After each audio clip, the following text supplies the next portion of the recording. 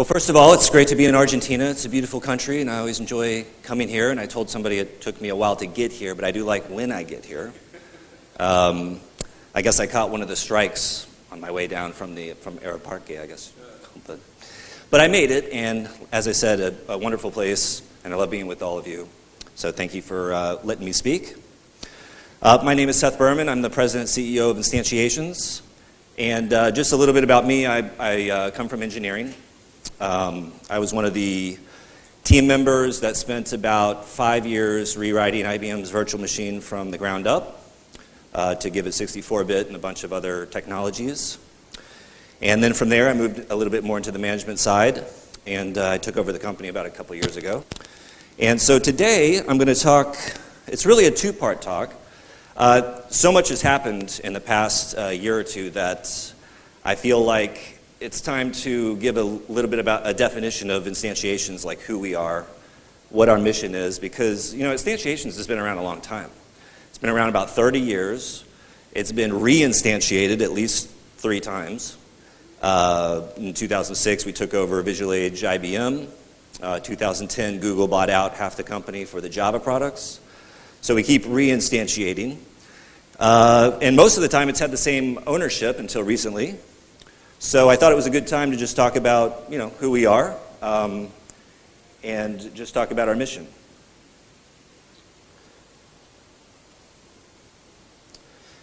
So I really wanted to come up with a good definition about who we are to describe it the best way, because I often find that when people talk about instantiations and what it is we do, and most importantly, what the value is that we provide as a commercial company, especially in the Smalltalk space, it's often misunderstood. I mean, it's often reduced down, especially if I talk to developers, which I am one, so this isn't an insult, but it's often reduced down to the code as being, you know, the value of what we provide.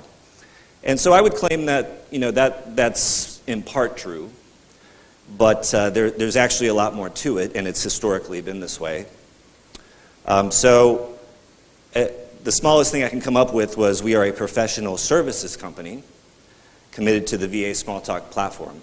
Now, as I looked at this, the problem was, and I don't know how this strikes a non-native speaker, but services company, it's kind of like a buzzword. It's kind of like a little bit of marketing speak. Has anybody played buzzword bingo? You know what I'm talking about? So quick story, when I was in my 20s, however long ago that was, I was at a very large defense contracting firm in a group of about 200 people, and the senior manager was up there speaking, and they had since divvied out, all of us developers divvied out the buzzword cards, and I was doing great. And at one point, and I'll never forget the word, it was, and this is the one I won on, it was, okay guys, horizontal integration. That was the word. And so the problem was we have to stand up when you win. So here it is in 200 people, and I had to be like, bingo. Now, for people who are English, bingo also means, yes, correct, right on, perfect. So effectively, I'd stood up in front of 200 people and told him that, bingo, you're right on. So it ended up being a really great strategic career move. But so anyway, I'm always cautious of buzzwords. I don't really like them, but you'll see them in this slide because artificial intelligence, our keynote brought that up earlier, machine learning, IoT. But, you know, in reality, they mean a lot to us. Sometimes in the external, you hear people use it and you think, well, you don't really know what that means, but that's okay. So, so we're a professional services company. And so since that's kind of buzzwordy, I thought I'd sort of expand on that. So the first thing we have is it's kind of the most value we provide to our customers who tend to be more in the enterprise space, and that is our comprehensive support channel. So some people think, well, what does that mean? Is that just like Stack Overflow, like you ask a question and you get an answer? And it is some of that, but it actually goes a lot further than that. So basically, our customer layout is extremely diverse. I mean, we have customers all over the world, in Europe, quite a few here in Argentina, but also just South America in general, United States, Canada, Australia, New Zealand, this year Russia. And so you can imagine there's a lot of different profiles of folks and teams of different sizes from 1 to 50. We've got systems that are just kind of being maintained in the environment that they're in, systems that are being very actively developed.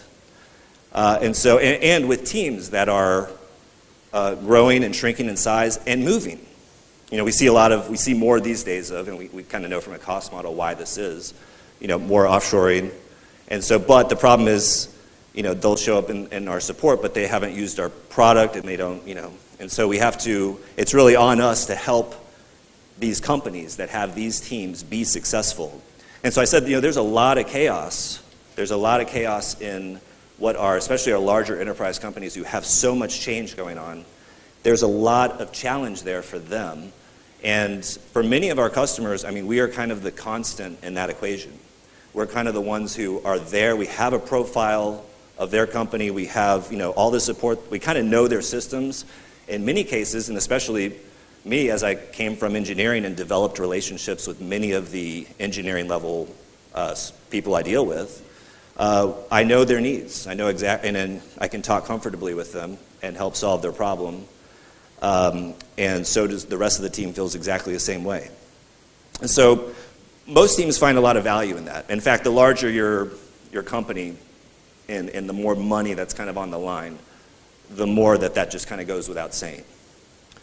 But sometimes what we do goes beyond support. Sometimes you actually need development, and in some cases we are the best ones to do that. So I'll give you an example. This last year, for about a quarter time, we had one of our developers working for a customer of ours who had a very specific demand, and we were the best ones to meet that demand. It was a feature for them. It didn't really, it wasn't something we were going to roll into our product. It was just something that, they needed to get done, and they couldn't find the skills to do it. And we said, we have the skills to do that, so we can help you out here. And then, as I said, we have teams shifting around all the time, their teams. And so one of the things that happens is you lose, and many of you know this, you lose as your team transitions and you get new people in, you lose a lot of knowledge about your system. Or you lose a lot of knowledge about how to even use the product on the most basic levels if you get certain people in that, maybe have built themselves up to be, really good small talkers, but maybe they are lacking in exactly how to use your specific dialect or whatever the case may be. So we also offer training, and if we can't meet the training, we have someone on hand who can do the training and has the materials, but if we can't meet that, then we have external folks we can send that through. And so all in all, those are the main components of the services, but it's all about really the services aspect, kind of get rid of that word and replace it with relationships. And that is what we kind of have, that's the value that we provide for our customers. And that's why we've had such a stable customer base for so very long. And so the good news is now Smalltalk is somewhat of a niche market. It doesn't have 1 billion people in it, right? But we still continue to see some growth because, especially in the last couple of years, we've invested very heavily in our product, and most people recognize that. I get feedback about it all the time. And so we're seeing, folks who either had systems that they were going to put it in maintenance mode, and they've decided, hey, it's time to step up and bring this thing forward, and we're going to hire some new folks, and I can see that they're doing great things with the product. And so we want to maintain those relationships. We want to make new relationships, and part of that is community involvement too. It's with you guys, even though many of you are not customers. That's not kind of the point. Pablo's kind of bringing up about Smalltalk as a whole, bringing all of us up. And so that's one of the reasons we've been platinum sponsors of VSUG. We've been platinum sponsors of FAST. We think this is really important. And we also, in the States, we organized Camp Smalltalk this year, which was on the East Coast.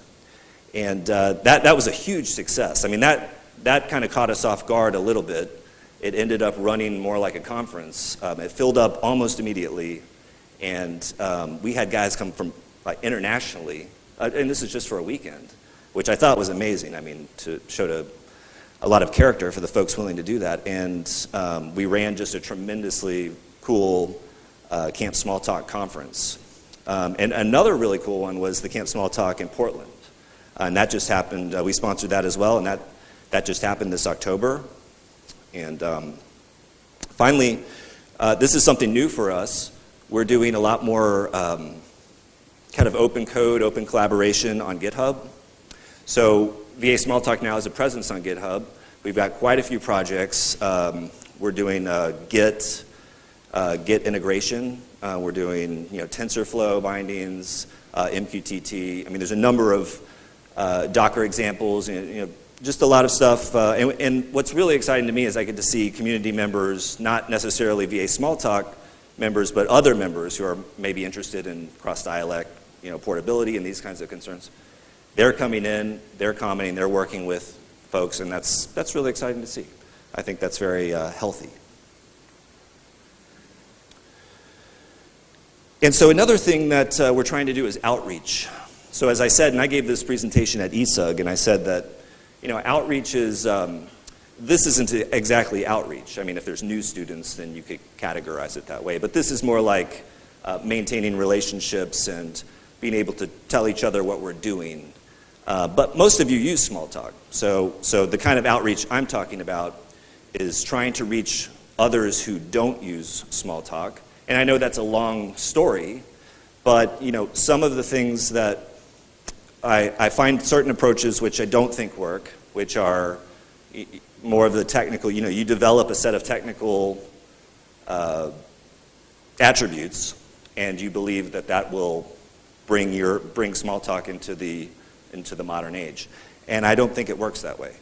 I think that this is about describing the value of Smalltalk and what it brings to a space where there's a hole, and there's a need to be met. And you got to put it in their terms. And so that's something that we've been doing and we're trying to do more of, because I think that's how adoption will occur, not just that we do cool stuff, watch this.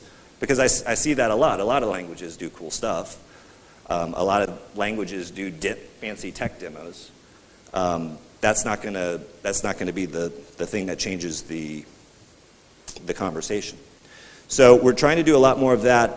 One of the ways is we're doing a lot of the Smalltalk development shared through GitHub. We're doing a lot of messaging through Twitter and LinkedIn. You've probably noticed in the last year that we've Instantiations, if you've kept up, has been a lot more vocal on the social networks.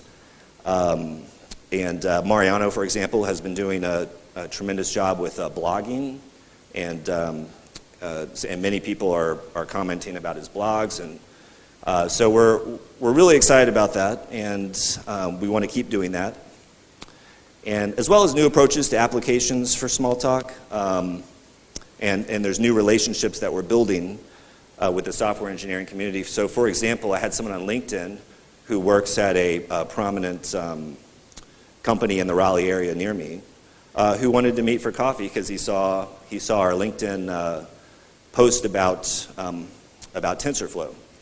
And he was very curious about, he used Smalltalk, and he loves Smalltalk, and he really wanted to talk more about Smalltalk in the IoT context and machine learning and these various things we've been talking about. So we went to the local Starbucks and talked for about 3 hours. And that just goes back to the relationship building and kind of putting the tendrils out. And I'm going to talk about another event that we did that has spun off a lot of great business development opportunities in the same way. And it's really fun to watch how that happens with new relationships. And another thing we have is customer collaboration. So this was really cool. So ATOS, which is a division of Bosch, is one of our customers. And they're a very technical customer, a very large customer of ours. And they were very interested in seeing a new just-in-time compiler for our new virtual machines. And so they partnered with us to help expedite the development of that JIT. And we were able to do it all in one cycle. In 9.2, you're going to have a brand new just-in-time compiler that outperforms IBM's virtual machine that they spent many years on. And we use really cool tech to get it done. And so that ended up being a great partnership, and as a result, I mean, all our customers are going to benefit greatly from that. And so another area is research and development. I mean, and this is the buzzword page, but you have to put it on there because this is actually what we're doing. So we've got a lot with TensorFlow. I think you'll hear more from Mariano about that. And VA Smalltalk also, we've been doing more virtual machine development to run efficiently on ARM, and we now run on ARM64. We also are running in IoT contexts and getting more IoT libraries stood up. And so there's just a lot of exciting things happening on that front, because VA Smalltalk is really uniquely qualified for the IoT space. It's got great cross-development tools. It can shrink runtimes down to sub-megabyte images. And it's just got a lot of tooling, because IBM originally designed Visual Age Smalltalk for embedded. And so a lot of that tooling remains there and was way ahead of its time. And in many cases, we're either cleaning up or making use of it in ways that nobody really knew how to do. So that's been a great benefit. So new relationships. Instantiations is a sponsor of an organization in the United States called Riot. It is one of the largest IoT organizations in the United States. And it is a network of really tech folks like ourselves, but also business leaders and also academic and university folks. Raleigh has about 3 very large universities just around the corner inside. And anything, it's just all people with something, a stake in the Internet of Things. And so I talked at ESUG about we were going to be attending the IoT Demo Night, which brings about, at the All Things Open Conference, which brings about 4,000 folks to the very large Raleigh Convention Center. And so at this point, we went. And it was a tremendous success. Mariano flew up from here and really demoed a lot of the tech, and we got to speak with just so many folks who got us in contact with other folks who are interested in kind of the skills that Instantiations has as developers, as well as our technology. And so that was a great thing. And in turn, we got to describe our VA Smalltalk platform, its value in that space compared to what they're using now. And they got it. A lot of them got it. And they thought it was, in many cases, they hadn't made an active decision against Smalltalk. They just didn't know what it was. And so being able to show them in their terms, it's big. So I encourage everybody else to do the same, because it will have an impact. Okay, so that's just some of the business highlights of the year. And there will be more to come, because, as I said, we've gotten a lot out of even that one IoT demo night, a lot of relationship building, and I'm, at least once a week, I'm now meeting with different folks just from that, and I expect to see a lot more of that. So now to the part that maybe you guys will really care about, because this is the technology part, and I'm really excited about it too. Is for our next product release, which is 9.2, which was really difficult for me coming here because we're trying to get it out like right now, but it'll probably end up being next week just because it's too hard to coordinate. But it's right around the corner, and we're really excited about it because it does have the new 32 and 64-bit just-in-time compilers. We have an amazing VM team. We utilized LLVM code generation. We did it in a way that, because LLVM is rather heavyweight, so we did it in a way by building native templates, and we can actually, in memory, we don't need a full compiler. We need a linker and an optimizer, essentially. And so we were able to outperform IBM's virtual machine using that technology we built, and it's effectively a cross-platform JIT, even though there's always little pieces as you run across new platforms that you kind of need to tweak a little bit. But for the most part, it's generating, the backends are in LLVM. They're generating the code that needs to be generated. And we build those native templates at compile time. So when the VM is compiled, those native templates are dumped out to an object file, essentially. And so those are loaded in during runtime as you come across new methods. And then as we kind of build, wire all the templates together for a particular method, then we have some quick optimization passes to get rid of kind of stupid things like push pops, where you could just let it flow through in a register or something. So we have a small series of optimizations to keep time very quick. And it is super quick, and it's trim, which is good for IoT, because you don't want a really big, heavyweight compiler taking up gobs of memory in your VM. So it ends up being a nice trade-off for IoT. Now, in the future, we may look more at that, because as you want to, say, super optimize, 20x and beyond types of situations, maybe you need that. But really, we've proven that just with the way that we've done it, which is a really cool way, we not only met but surpassed the performance needs that we were looking for. And more importantly, ATOS seemed happy with the results. And I should say, this was provided by them, not us. I hate benchmarks. People know that, I think it was someone famous said, give me a benchmark and tell me how fast you want it to run. So that's pretty much the thing with benchmarks. People show you what you want to see. And so I don't like benchmarks. I don't like doing them. I do them because for ourselves, for regression, if I get some baselines but I don't like showing them if they're done by us.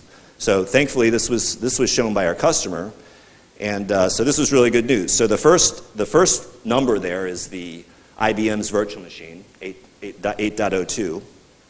And then in 9.01, that's all our technology. This is when we switched to the LLVM based virtual machines, which is compatible with IBM's, but totally different technology, just a complete rewrite. And so then we see with the JIT bolted on that, so lower is better, that we completely, win. So this is really cool. We were happy about this, and kudos to the VM team. Another thing that we're doing in 9.2 is high DPI. This is terribly messy. For anybody that knows anything about high DPI, this is just a pain. This is messy stuff, especially if you have an existing system like ours that's 20 plus years old. Because when you do new things like this, you're kind of retrofitting things. This would be, and a lot of things go into this category. I put Unicode into this category as well. When you have features that you're trying to bolt on to, the problem isn't making the feature. That's easy. We all know how to do that. The problem is trying to undo the 20 plus years of assumptions that were made about the previous way that it was supposed to work. That's what's hard. So I tell people the story about the VM. It took us 2 years to build the virtual machine. It took us an additional 3 years to get it fully backwards compatible, stable, and giving our customers an actual path forward. And so that's, and that's what we do. It's kind of in our DNA to do that. Most companies wouldn't do that. They wouldn't bother. It wouldn't be worth the investment. But folks know, especially our customers know, that's kind of what we do, and that's kind of what we message about and talk about. And that doesn't mean it's always perfect. We make mistakes like everybody else, but to the best of our ability, we always try to create a path forward and not have to just throw out complete parts of the product because it's just too old. So far, and for most people know, 9.1 was our largest feature release in the history of the product. That includes IBM's. 9.2 will be pretty close. So the methodology that we have chosen has not much impacted our ability to move the product forward. So we still feel it's a good philosophy. So high DPI, so it's both for the native and we have both native and emulated widgets in the product. And so the native widgets they're pretty easy, but the emulated widgets are hard because you're doing your own drawing, so you need to handle your own scaling. And so that's just a messy thing. Everywhere, across the product, you're having to make. They're all small changes, each one of them, but there's no provable way to show that you've done it. So you're trying to use every tool possible and just by inspection with your eyeball, trying to see if it looks the way that it should look. So we do, font and icon scaling. But I will say this. In this monitor, I think it'll show up there, but 4K monitor here, opening the product now, looking at the widgets on there, and wow, it is a big difference. And that was something that was a big customer demand. I mean, it's not necessarily something we wanted to do. I mean, as I said, it's messy business, but that was something our customers really wanted because they were being told that, everybody was getting more higher res monitors, and they were saying their product was looking blurry and dated. And so we said, well, we need to answer this call, as much as we don't want to do it.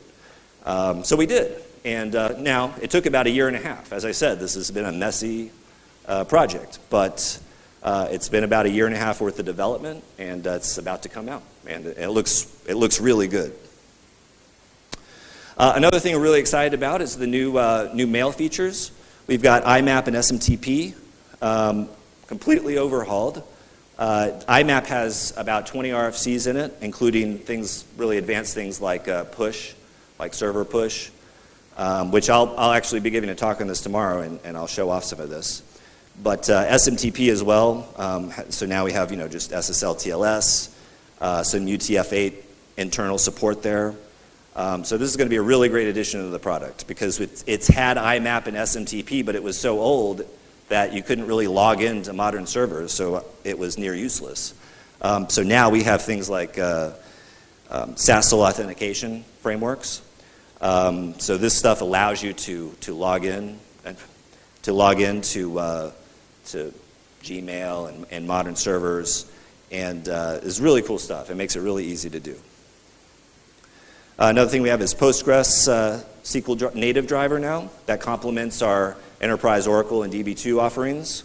We also have MySQL. So we felt it was really important to have a open source enterprise type of database offering. So we ended up doing a Postgres. So it's the full capability of the Postgres binding.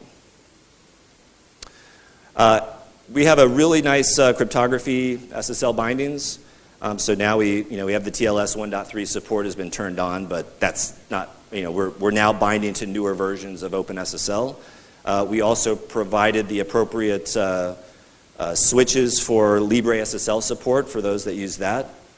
These last two are primarily for some upcoming JSON Web Token and different, the underpinnings of that require things like probabilistic signature schemes and some of these other algorithms. So we're kind of laying the groundwork for some upcoming work.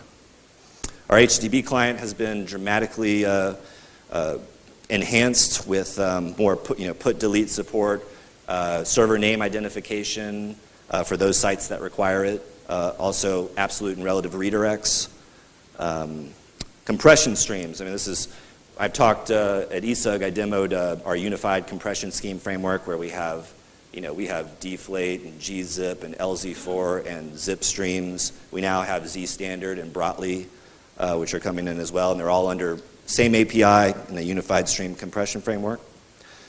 FFI, so we use Lib FFI, and it's been really a godsend. It's been a nice thing to work with, and in doing so, we've managed to do some special tweaks to increase the performance by about 5x for normal FFI calls.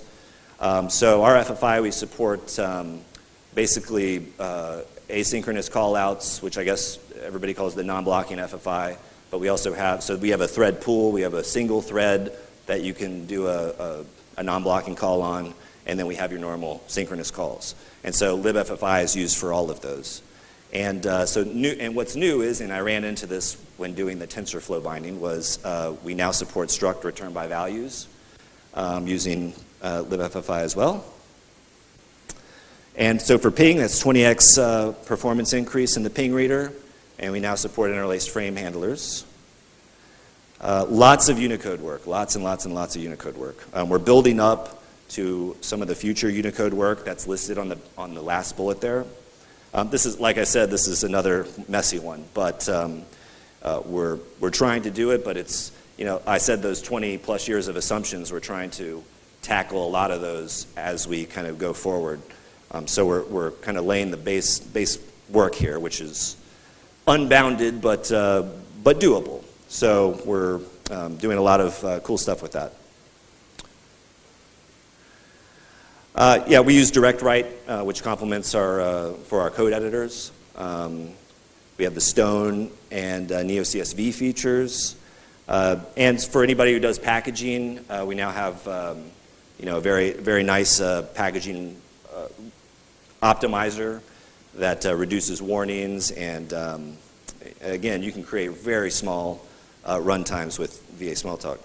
And cross-development enhancements. And this one is big. I mean, I've counted them up, about 300 enhancements and fixes for 9.2. And so a lot of these last ones, cross-development, the packager, I tell people, oftentimes we don't get a chance to be our own user. We're busy developing libraries and frameworks. We're not using our own product necessarily in all cases. And so what's been really good about this IoT, as we've delved into IoT, as we delved into some of these research and development projects, is we've had a chance to use our own product, and in doing so, managed to do things like this, make it a lot better. We never really used the cross-development tools before. We never had much of a reason. But now with, writing our code on Windows and deploying it onto an IoT device, we got to see the end-to-end view of using the cross-development tools, and we said, hey, it's got some holes, and let's make it better. And we've done exactly that. And so that's the real value of a lot of the research and development that we've done. Okay, so always like to end with the how to get Smalltalk. You can always download an evaluation copy. Like I said, we are a commercial company. We've got a staff of folks who are professional engineers with 10 to 30 years of experience that expect to be paid by me. So we have development licenses. You can also be a committer on an open source project, and we will offer a open source license for you. As well as if you're an educational institution. So if you're a teacher or student, we'd be happy to give you an evaluation, or actually give you a full license, an academic license, if you want to try out the product. There's some contact information, and if you have any questions, great, but otherwise, thank you very much again. It was wonderful to be able to share with you guys the great things happening in Instantiations, and I look forward to the remainder of the conference. So, thanks.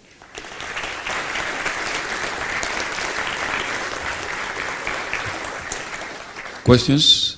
Okay, thank you, Seth.